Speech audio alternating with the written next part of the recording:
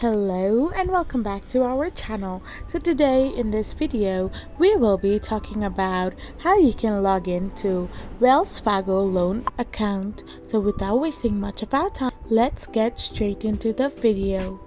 So first of all you need to do is go to a web browser of your preference and type in the URL www.wellsfargo.com. Once you type it in, you will be redirected to its homepage, where you can find the sign on button. To log in to the Wells Fargo loan account, you need to simply log into the Wells Fargo main account. So now, after you click on sign on, you just need to enter your username which was used to create the Wells Fargo account. After you are done typing in your username, all you need to do is type in the password of your account.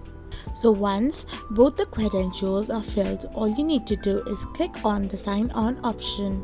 So once it is done, you will be signed in into your Wells Fargo loan account. I hope you found this video helpful, so don't forget to hit that subscribe button and to give us a thumbs up. We will be back again with these informative videos. Thank you for watching.